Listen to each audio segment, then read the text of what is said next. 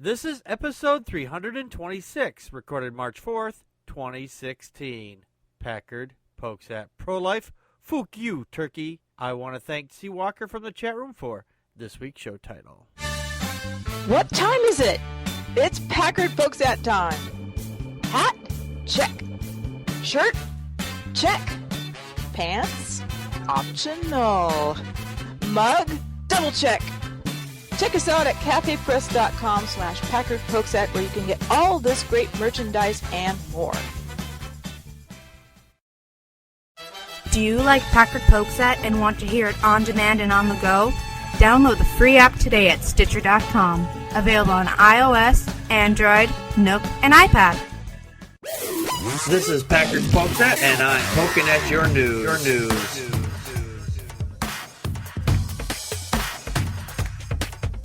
Good evening, everybody. Welcome to another fine edition of Packard Pokes At. I am your immutable and unmutable host, Packard Sonic. And joining me from the far west coast is Connie, Practical Magic 9. I think we should build a wall. Where should we... on my head tells me so. You know, I would be not opposed to putting up a wall between the United States and Canada if we build it high enough to keep the fucking cold air out. We don't want to suppress anybody. We just want to keep the fucking cold air. You can keep it up there. We like to try to keep it warm down here. Oh, God. And joining from just south of me in the Illinois land is Dana, the talking primate. Hello, everybody. Sadly, my life has become nothing but a dick joke. You've been reading my mail, haven't you? That's M-A-L-E, and yes, I have. You're going to make me blush, Dana. Oh.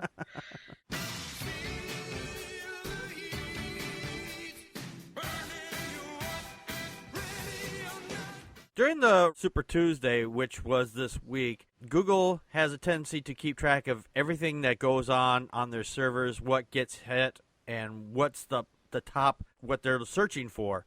And this last Super Tuesday, as soon as Donald Trump had apparently won several states in the Super Tuesday, the term,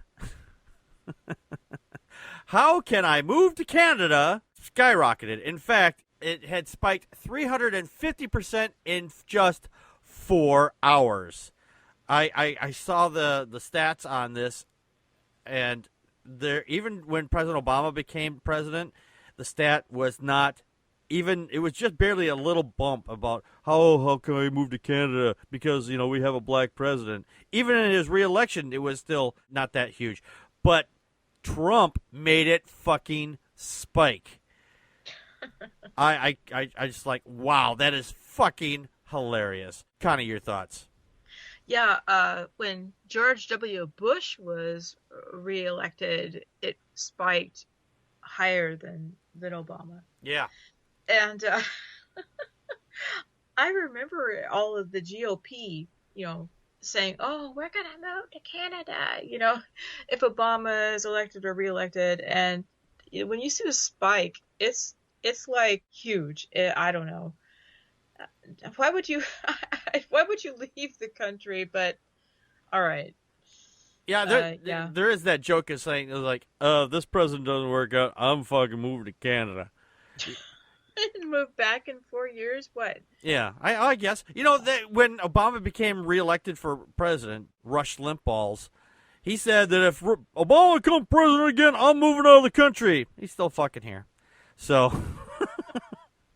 I think a lot of this is just that people are like, oh no, if this person is going to be president, they automatically do the rats from a sinking ship type thing.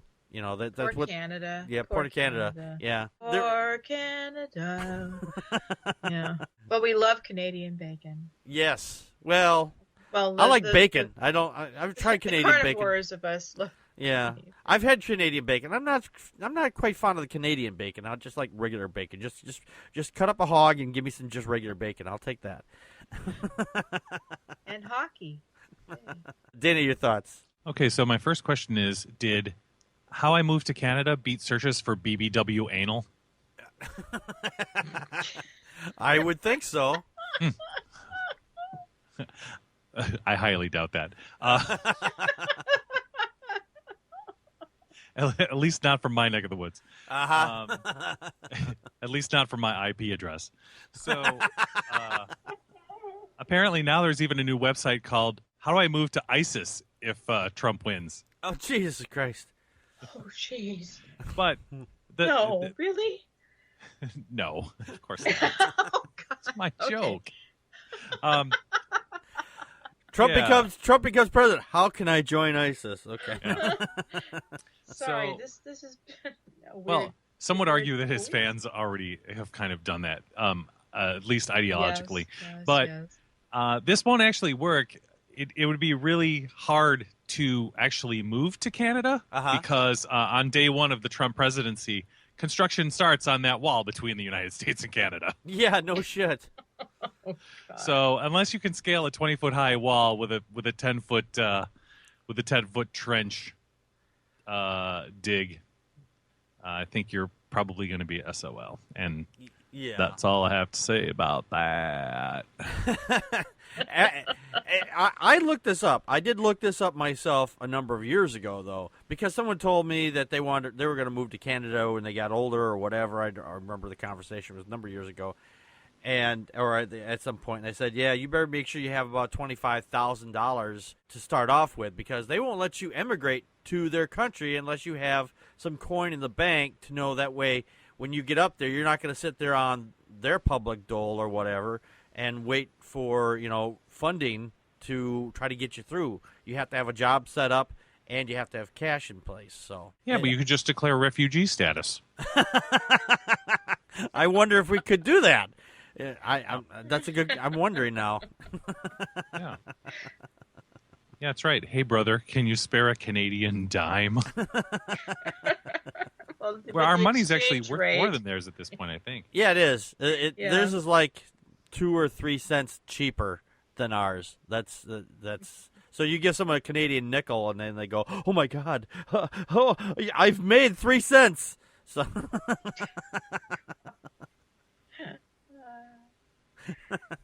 And I'm not even offend kidding on across that. borders, everybody. What? Awesome. we offend across borders. We're equal opportunity offender on this show. Yeah, yeah. Yeah, because that's what we're all about. Sorry. All right. Yes. Yeah, we offend them, and they'd still apologize to us. So. Yeah. Sorry, not sorry.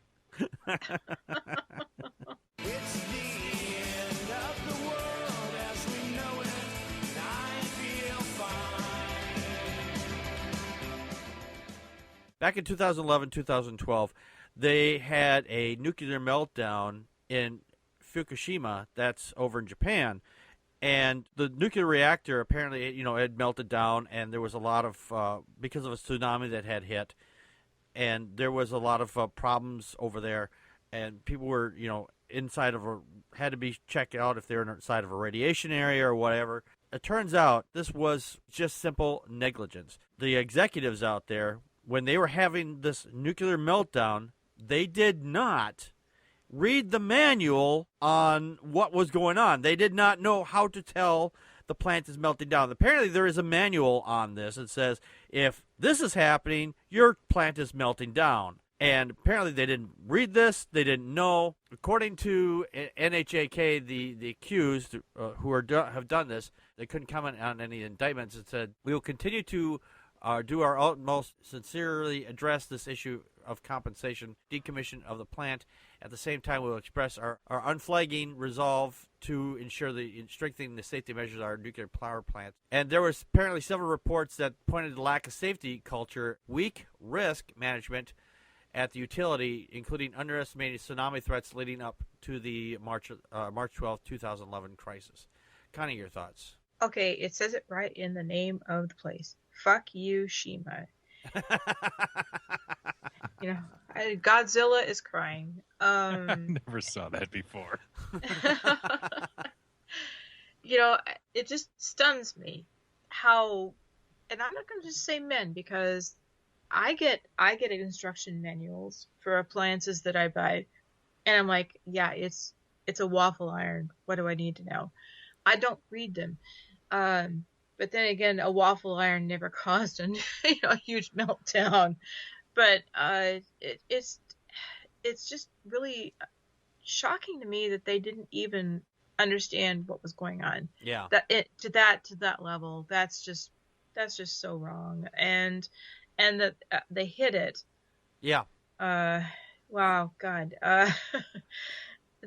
This is so frustrating, because and especially since it's built, the plant was not that far from the ocean. No. And they get tsunamis, they get high weather, high wind, and storm warnings all the time on that coast. This is a huge case of negligence. I really hope that the people at the top of this get to stand for what they've done, because it shouldn't be allowed to last. It shouldn't be allowed to go unpunished. Right. And I found the original article. I apologize for some lack of a topic on this. It said here the operator of the Fukushima's power plant apologized for not announcing the nuclear reactors were in meltdown for months after a huge earthquake, and the tsunami devastated the facility 5 years ago. They denied that for 2 months after the disaster that a meltdown had taken place. It said the officials didn't know the company's manual contained a section for determining a meltdown is underway. So basically, they did not read the manual. They just did not simply read the manual. They said after reviewing the company manual, they realized that it was a reactor core that was more than 5% damaged, and the incident should have been immediately declared as a meltdown. There's the old joke. Women read the manual, guys just kind of like, yeah, sure, whatever, and throw it to the side, and then it's like, how do we build this thing? God. If we only had a manual or something. Dana, your thoughts? More importantly, is the tuna safe to eat yet? I got a can of tuna, and it's still glowing in the dark in my cupboard. They use it as a nightlight now. So, yeah, I got a couple things on this. First of all, it's amazing to see any group of corrupt business owners actually held legally accountable for crimes against humanity. mm-hmm. Yes.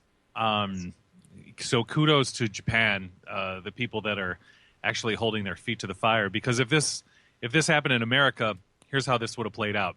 First, they would have called it Tsunami Gate, and there would have been a cash settlement hidden pretty much from the view. They'd have probably overinflate it, eaten up by lawyers' fees, and the folks affected by the meltdown would all receive about $128 and a letter explaining on how to boil water. Yeah. Yeah. So Kudos. Yes. yeah, kudos to the people who are holding these negligent, corrupt business owners accountable. Yeah. So that's not funny. But, No, it's not. But no. kudos No, to but you, seriously, Dana. the tuna. I mean, I really need to know. Well, you're sashimi. I mean, Torvin in the chat room said, was it an IKEA brand nuclear reactor? No, because it would have been put together properly. They would have had real you instructions. lost the hex key, damn it. Yeah, they lost the hex key. Building a better future, science and technology. You move somewhere and you kind of get used to it. You know, you're doing certain things. You're doing new experiences. Now, imagine if the place you've moved to for the next year is in outer space, and Scott Kelly was one of those people who moved to outer space, quite literally. He was up in the ISS, that's the International Space Station that's been flying around. I've seen it a number of times. I'd go outside. At certain times of the day, I could watch it go whizzing by. It's kind of funny to watch it, to be so close to it and so far away at the same time where I could actually see the thing at night. It's kind of neat. But while he was there, he was doing a lot of experiments and things like that. And, just they're trying to find out what the long-term effects of their health, the health of those people on there, of long-term space exploration. Now, granted, they didn't go way out like a 5-year voyage like on Star Trek or anything like that, but they were still being literally bombarded by cosmic radiation because they're outside of the atmosphere here. But one of the interesting things is that when he was in outer space, he actually grew 2 inches on his body. He's actually now taller than his brother. One of the things I did find out about what would happen to you if you were in space is that because of that cosmic radiation, it does damage your DNA. Kind of your thoughts. Well, yeah, because a year in space, according to this article, can lead to brittle bones and weak muscles and things like that. So that would age you. Yeah. So you can be, taller than your brother, but he could snap you like a twig. I don't know. I'm very curious what they're going to find out. But again, Kelly was exercising, making a point of exercising and doing what he could to stay physically fit. Yep. In space. He's not the astronaut who has been out the longest in space. That goes to other Russian cosmonauts because, I don't know, it's a whole, bigger penis race out there. But no, it's exciting. And actually, I saw a little blurb today that I think it was on the NBC morning show. Evidently, young people researching about being astronauts has increased, quite, not astronomically, but exponentially, just because of this Scott Kelly and all of the tweets and all the pictures he shared and videos that he's put on social media. Yeah. There's an increased interest in science in general, which is awesome. I found it was interesting that I'm looking at the article here that because if you're spent a significant amount of time in space, that your heart actually gets smaller because it doesn't have to work as hard.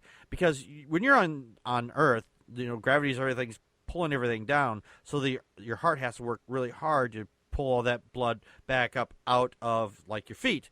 But right. And when you're in outer space, there's no up or down. It's equally distributed. So you'd have like a puffy face and legs because the muscles and the blood and everything it's all over the place. It's like, okay, we really have nothing to keep us in place anymore. It's just like we're free floating, if it were. So what would we look like if we'd spent generations in space? We probably have, if we're under the same conditions with the technology that we have today, which is basically just the ability just to get out there.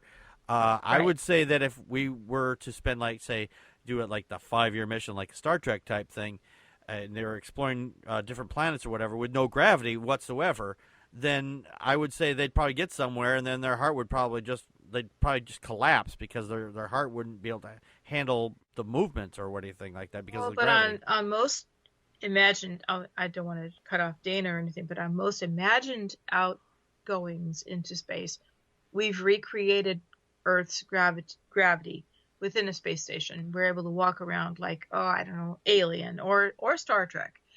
Yeah, in those situations, yeah, but situations, because it's a TV show that we've got, and those things they've got gravity. But I mean, but that's real, damn it! I want it to be real. I'll yield the floor though. Okay, Dana, your thoughts? Yeah, speaking of aliens in space, no one can hear you grow.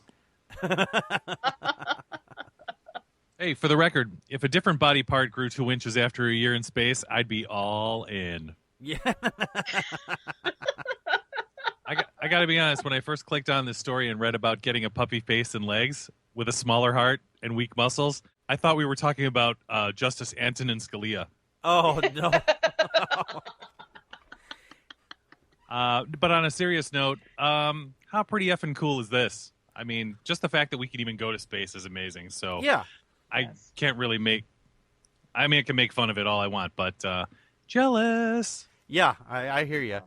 I couldn't do it. I read about the requirements to get into space, and I wouldn't make the cut. I'd be like, I can't do this. No. That's right. I already have a puffy face and legs. Yeah. I would look like Jabba the Hutt after a year. Yeah, I would probably look even worse. You'd be like, oh, yeah, it's just like space. Yeah.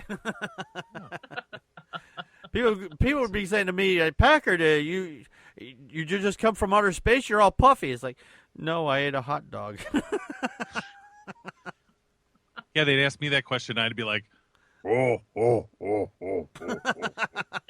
and mutter something about having Chewbacca. I don't know. Contact us by email at ppappodcast@gmail.com or on Twitter as at Packard Pokes At. Like us on Facebook.com/Packard Pokes At. Call our Google Voice and leave a message at 662-709-PPAP or 662-709-7727, and we will respond to it on the show. Friday nights at 9 p.m. Central Time. Join us live at vonlive.tv/Packard Pokes At. During the show, you can share your thoughts with us by calling 857-216-3200 using PIN number 35368 or on uberconference.com/Packard Pokes At. For links to the stories, visit our show page at packardpokesat.wordpress.com. You can help support the show by purchasing merchandise from cafepress.com/Packard Pokes At or make a donation to the show at patreon.com/Packard Pokes At. If you can't afford any money, why not share the show with your friends and rate us on iTunes, Stitcher Radio, Spreaker, and on YouTube. For everyone that shares and rates us, you kick ass.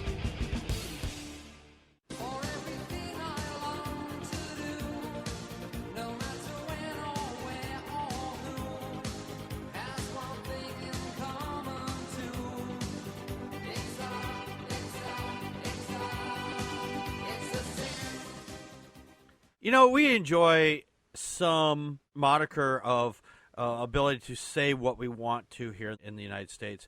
If you don't believe in God, you can say, hey, I don't believe in God, and the police are not going to bust down your door and take you away to jail, although I'm sure there's a few Christians out there. Not all of them. I'm not saying it's all. I'm saying there's a few out there that would probably say, yeah, I wish we could just take you away for saying you don't believe in God or God is not real. Things like that. Or kill you. Or kill you, exactly. Mm-hmm. Over in Russia, there's a man, he faces up to a year in prison just for denying the existence of God. So you Christians out there who say, well, you atheists aren't being persecuted, we're the ones being persecuted. No. You're the persecutors. You religious people, you are the persecutors. Basically, he just said that there is no God during an argument on social media. Viktor, V-I-K-T-O-R, I suppose it's pronounced Viktor, Krasnov, wrote, the Bible is a collection of Jewish fairy tales. During the discussion on European social networking sites, VK.com, I'm never visiting VK.com, he visited the site back in 2014. His lawyer and human rights activist Pavel Chikov posted on his Facebook page. Oh, sorry. Pavlov. The nuclear vessels. Nuclear vessels. Speed Captain. He says that it says here those offending posts have been deleted, and he's on trial in his native city of Stavropol, in southern Russia. And according to the local magistrate's website, charges were filed in the fall of 2015, and the trial began this last Monday, according to his lawyer. The Russian Investigation Committee, which is basically the equivalency of the fucking FBI, charged Klazov with offending believers' feelings. You hurt my feelings. You're going to jail because you offended my beliefs. Not just beliefs, feelings. Yeah, and his feelings. How do you quantify that? Yeah, I don't know how they quantify that. It's really fucking retarded. He was criminalized in Russia after a notorious performance by the punk band Pussy Riot. I've been wanting to say that for a while now. In Moscow's Cathedral of Christ the Savior back in February of 2012. Two band members there were jailed in 2012 for performing an anti-Vladimir Putin song at the cathedral. The thing is here, if someone doesn't believe in God and someone says it, just because you have your feelings hurt doesn't mean shit. If you say there is a God and you hurt my feelings, does that mean I can have you thrown in jail too? I saw this meme several months ago. It fits this perfectly, that if we say that there is no God, Christians get offended. But if they say that there is a God, then we are not allowed to be offended by that. There's like a super double standard there. Kind of your thoughts. I actually typed in vk.com, and it looks like Facebook. Really? Yeah, but it wanted me to sign up, and I'm like, oh hell no, I'm not signing up for this. But yeah, it looked like a Facebook page. Again, it's a social media page, and God, the other thing I come back to is this whole idea that offending believers' feelings, and we have such an explosion of everything on social media, everything, and people who are being prejudiced against for a lot of things wind up getting traction. I don't know. They wind up having a voice and a reason to be, oh, I'm offended by this or I'm offended by that. And I don't know. And we have beliefs that are being offended. And what gets me is when we talk about atheism, this is a lack of belief. It's not even the same thing. It's both ends playing against the middle. And what's mostly ironic to me is that as a Christian, I remember growing up and hearing that Russia was basically an atheist country, and they prosecuted belief. They put believers in prison, or they sent them to Siberia or something like that, and it was hard to smuggle Bibles into Russia. Blah blah blah. Communist nation, the communist threat. I remember that. And now it's all flipped on its head, and it's like, what? You're the psychotic girlfriend, Russia. I don't know. So I just don't know how to put a finger on what's happening over there right now, because it's like the flip. It is very much the flip of what was happening when I was growing up. So yeah, me too. I remember hearing about that too. That when I was involved in religion, it's like, all those poor Russian people, they're not allowed to pray, and atheism is running rampant, and they have like 2 churches in the whole country. Smuggling Bibles. Yeah, we have to smuggle a Bible into them, right? Yeah, we have to smuggle a Bible into them because they're just so oppressed, which is so far from the truth. So far from the truth. Dana, your thoughts? Yeah, now we actually force feed Bibles to Africans. So, pretty much. Okay, I digress. Okay, so first of all, I'm really worried that people in Russia are getting indicted over spelling errors. I thought his post was supposed to be, there is no dog. Case closed. It was a typo, everybody. Sorry. I was talking. I didn't have a dog at the time. I meant to say there is no dog, not there is no God. I apologize. The spelling typo. My dyslexia kicked in. So he writes, the Bible is a collection of Jewish fairy tales, to which I say a resounding da. So he was charged with offending believers' feelings. I would have been in jail when I stepped off the plane after a comment about those silly hats. Yeah. And on that topic, how do you measure a level of offensiveness? Like with a feelometer? Right. Yes. He's like, really? Okay, how offensive is this? Well, let's put it on the scale and find out. And finally, you know what they always say? In Soviet Russia, atheism doesn't believe in you.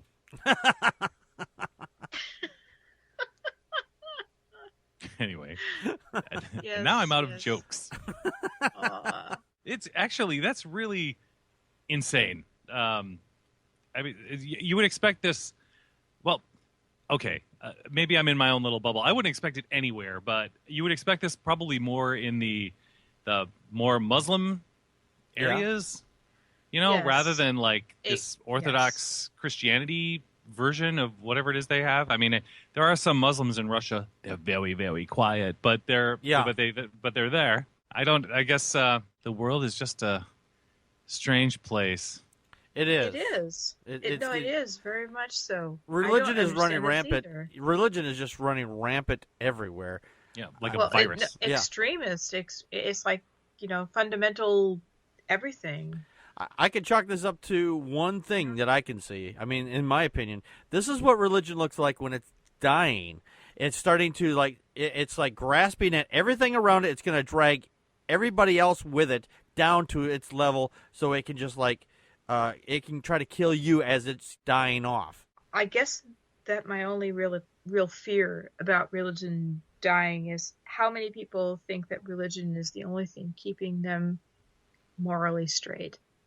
That's a good question. I've come across people that say like that. They say, well, if it weren't for the Bible, I'd be out raping and murdering and doing all kinds of nasty things. And I'm like, you keep believing then, please. Well, if religion isn't replaced with at least some sense of skepticism and rationality, then people just think that there's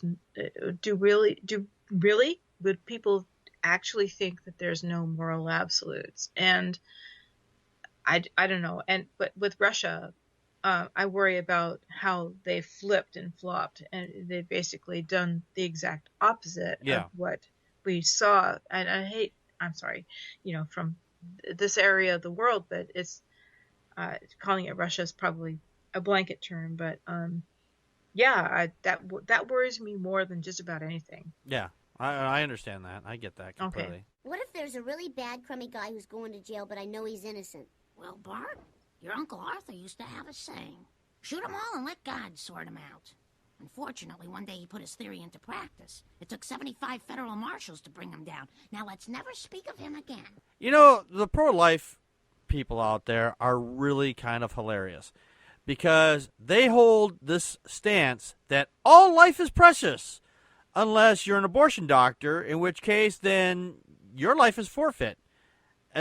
There have been many instances where there have been people who have been in the part of the pro-life movement have gone out and assassinated. I'm not just going to say they were murdered. They were literally assassinated by these pro-lifers who think that they are doing a good thing by killing somebody else because they think they're taking another human life.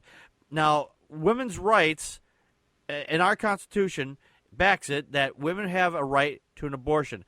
Now, a lot of right-wing Republicans have tried to put in trap laws in different states so they can try to keep this from happening.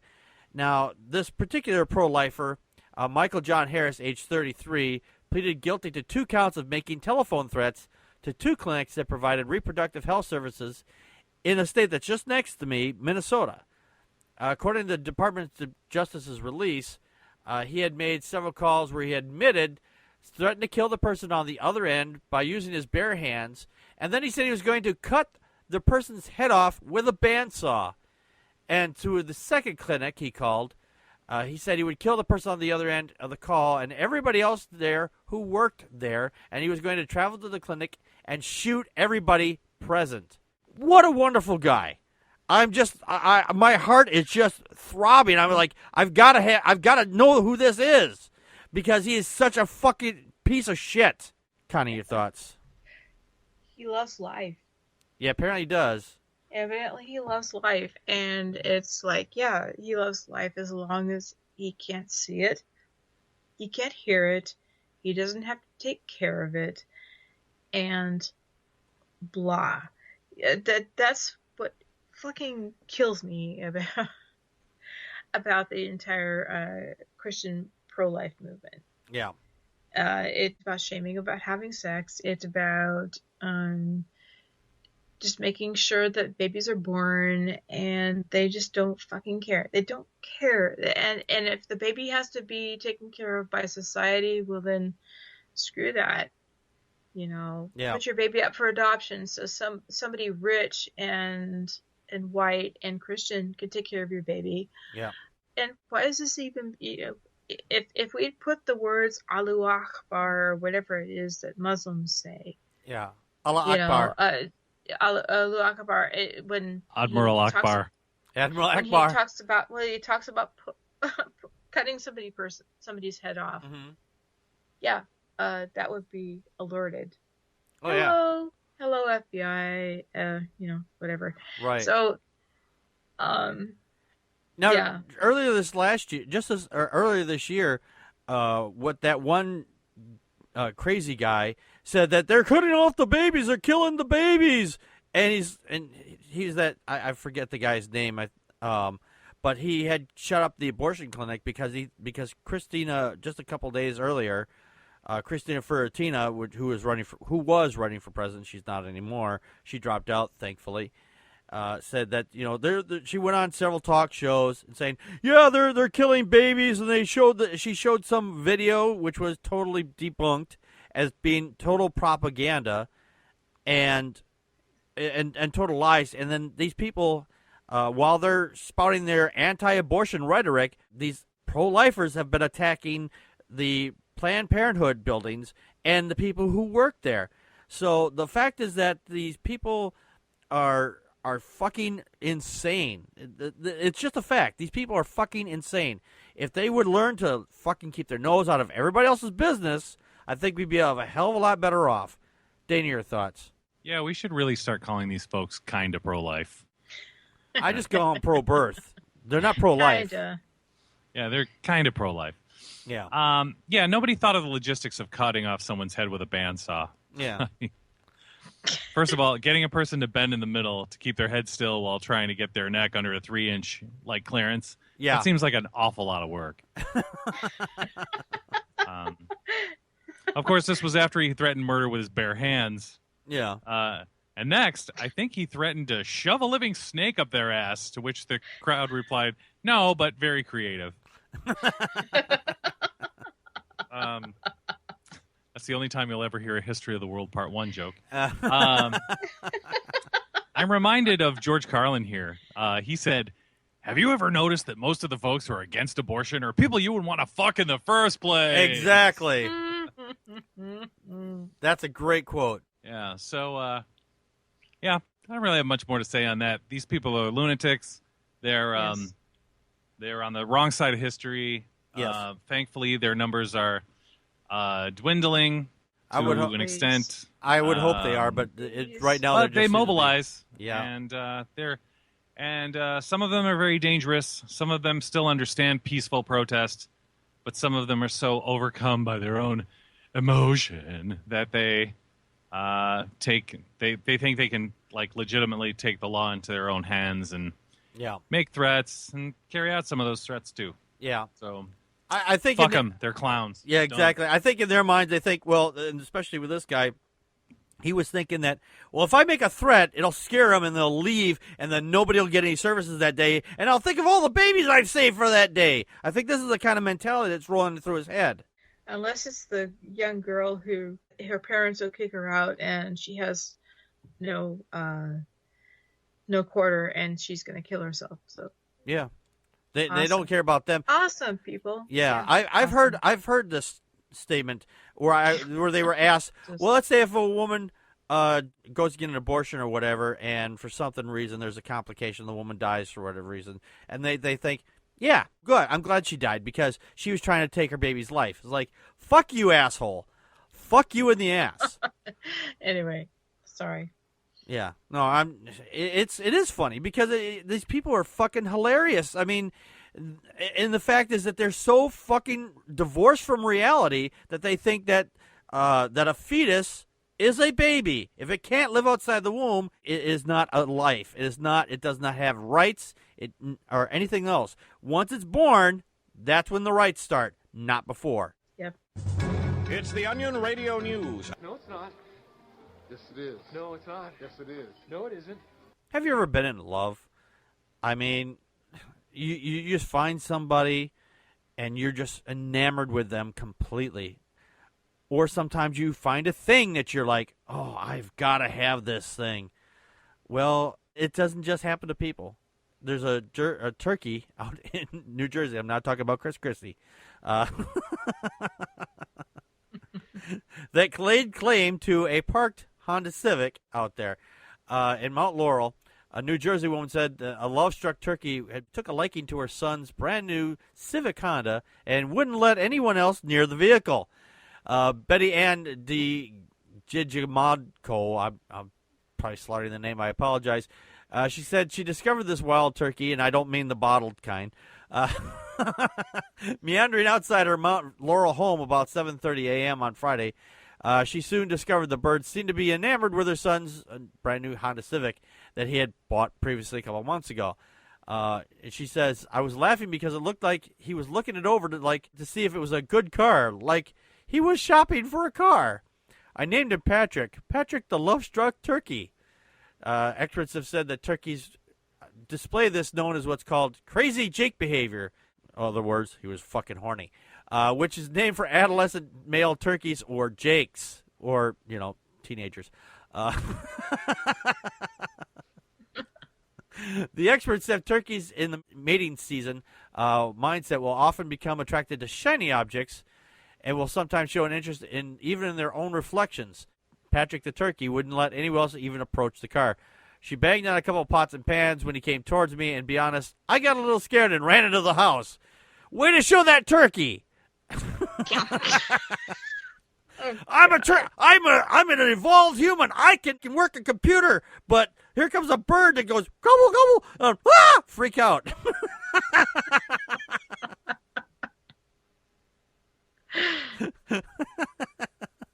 It's funny. Humans are really funny like this. The fact is that we think we're so much better than every other animal out there because we can reason, but when those animals that come at us, we fucking freak out and run the other way. I mean, yeah, we might get hurt, maybe, but overall, you're a fucking human. You can fucking win. That's why we're at the top of the food chain. Connie, your thoughts? He was in love with his own goddamn reflection. It's Trump. This is Trump. Yeah, she should have just taken one of those pots and pans and cold cocked that turkey in the head, I guess. Yeah, that probably would have been a better way to do it. Just boom. Shoot. It was an aggressive move she was making. What? Well, I don't know. Why is she even? I don't know. Are these her turkeys or are they wild turkeys? It was a wild turkey, and again, it wasn't the kind that comes from a bottle. So. He was in love with his own reflection. Again, I think say that this is a Trump turkey. Yeah, it's a Trump turkey. Of course, Trump is a turkey, but that's other. Explains why he's in love with a Honda Civic. Because he says that he doesn't want immigration, but he actually pays for jobs off the United States. Yeah, that's true. Dana, your thoughts? Well, I haven't seen turkeys and Hondas in the same sentence since the payola scandal in 1997. I had to reach out to the internet for that one.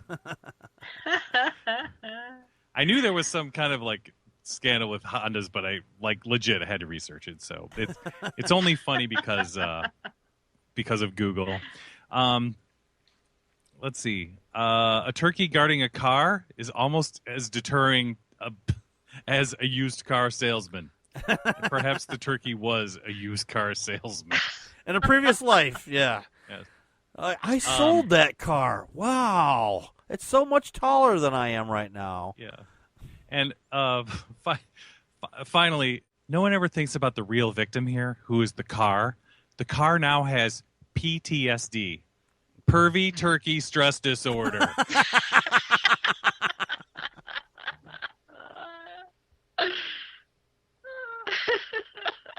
did not give consent.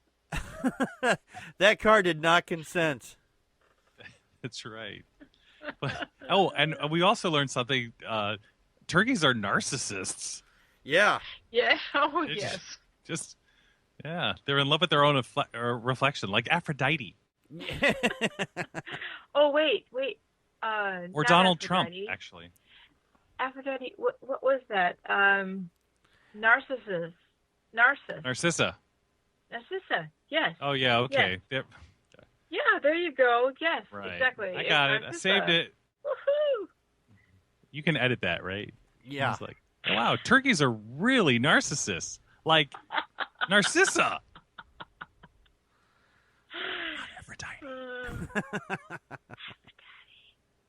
That's right. We fix in post. Yeah, we'll fix it in post.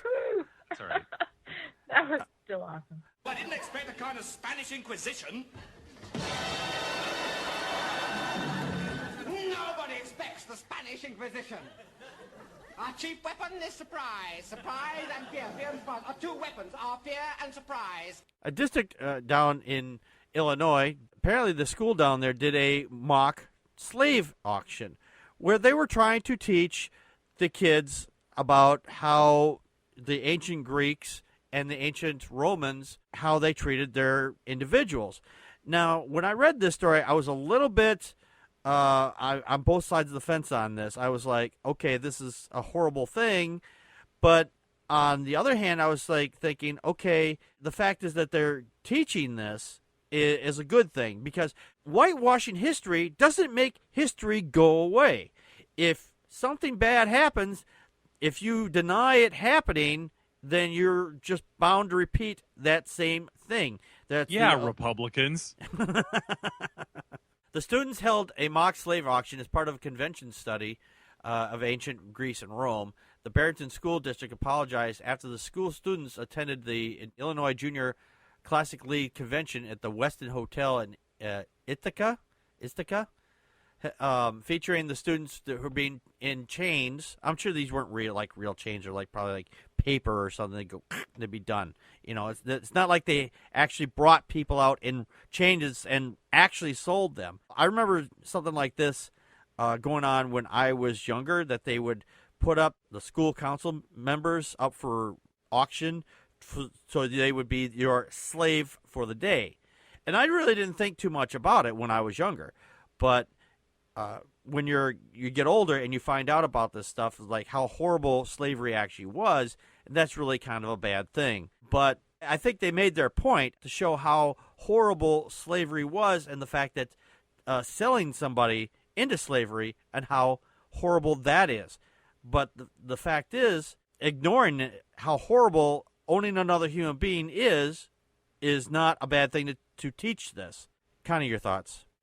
Just that I actually was watching just a little bit of the video, and the problem, I think, stems from the fact that the slave being auctioned he's kind of flexing like he's, showing off. Uh-huh.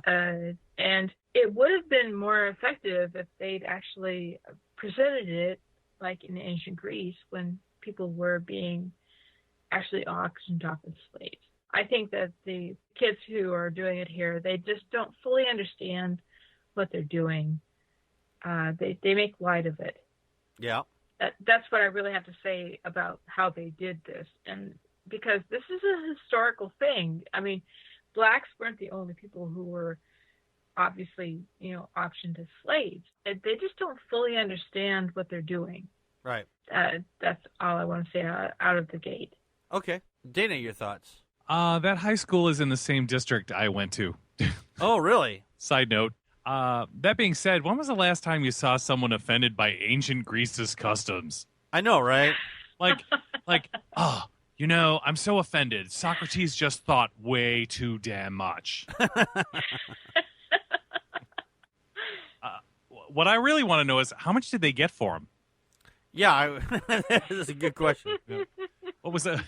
I don't know what the unit of what the monetary units were in ancient Greece. The drachma, maybe. I don't know. Exchange? But yeah. But by the way, the high school is Barrington High. That's in a really ritzy neighborhood. Really?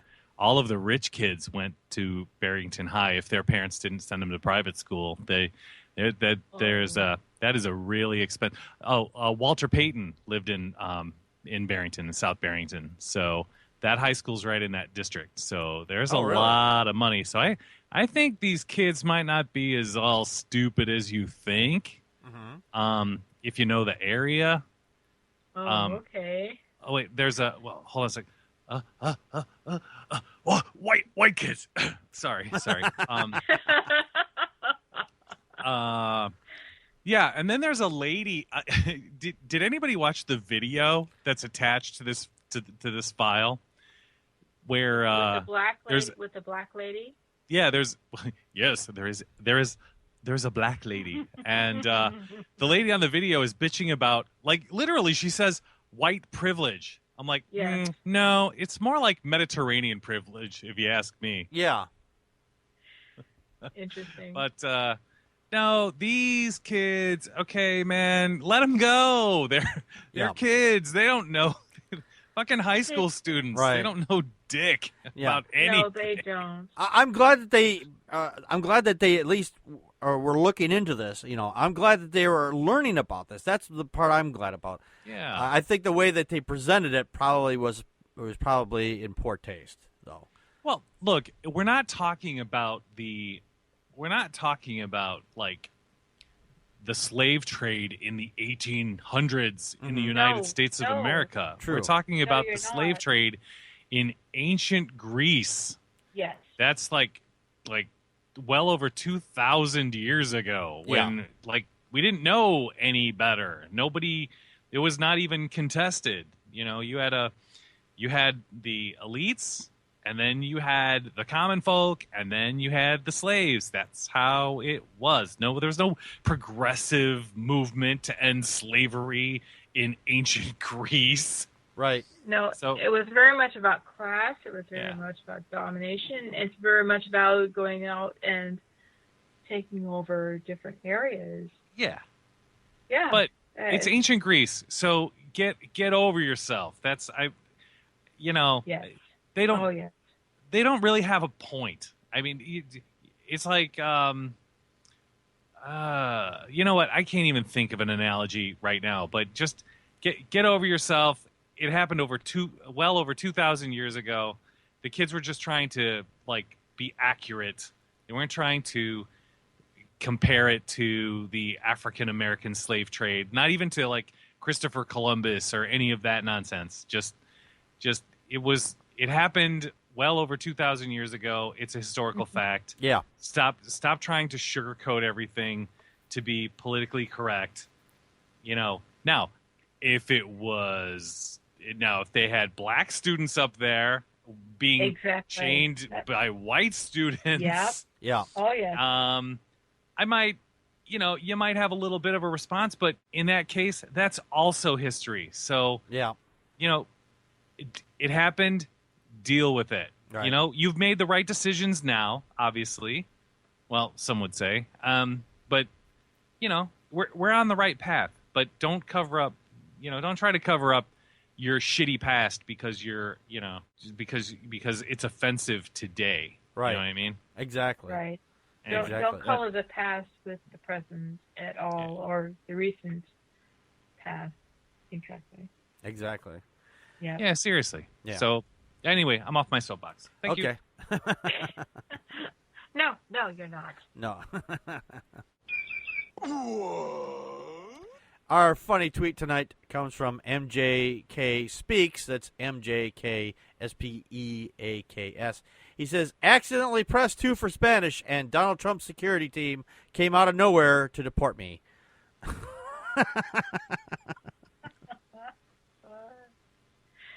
You ever get that on the phone? It's like you get the automated thing. You're like trying to go through it, and you accidentally hit because you're not paying attention, or you're like, oh, I'm like, okay, I've got the kids running around, and you press the wrong button, and all of a sudden you're in a different language. Like shit, I got to go through that whole prompting system again because I pressed the wrong button, and I got to call back. It's a big pain in the ass. And yeah, then of course with Donald Trump, he's like. Having people thrown out of his conventions because of the fact is saying, well, we don't like you, Trump. Get him out of here. Get him out of here. Get him out of here. So, yeah. Get that triple off your head and we might listen to you. Right. Kind of your thoughts. Oh, God. I love this. Actually, this is I hate Siri. The autocorrect thing. It pisses me off. That's all I want to say. Okay. Okay. Dana, your thoughts? At first, I didn't get it. No, seriously, I had to read it like 3 times. I don't get it. There's so many. I mean, yeah, there's just so many Mexican jokes out there. I just that one kind of went over my head for a second, but this one didn't. where the guy's asking the guy who's trying to cross the border, "Are you a citizen of the U.S.?" "Yes." "What's your name?" "Yes." Get in the car, sir. I guess it's funny. Yeah. Alrighty. Slow week. Yeah. Okay, well, before we get out of here, just want to let everybody know that we are starting a second podcast, and we've actually got some the audio stuff that we're doing in the can, as it were, and it will be posted here next week or a couple weeks from now. And so if you're not subscribed to the show on iTunes or Spreaker, or Stitcher, rather, then you're probably going to miss it. But go to the feed at Packard Pokes At on iTunes, and the next show, the next podcast, is going to be being fed through this one for 2 or 3 episodes, and then it's going to move to its own feed after that. So if you want to catch the new podcast, you're going to have to do that for at least for a little while there. So you'll have a whole new show to listen to, and it's not anything like this. It's actually turning out to be a lot more fun than I thought it was going to be, in a weird, creepy way. Connie and I are both on this, and would you agree it's funny in a creepy way? Creepy? Yes. Yes, I agree. Yes. Yeah. So watch for that in the feed. So be sure that you're subscribed to us on iTunes, and then you'll at least hear a couple episodes before it's moved to its newest feed. So, all right, we're going to get out of here. We'll be back next week with our regular short show. Until then, this has been Packard Pokes At. We just poked at your news. And that's a wrap.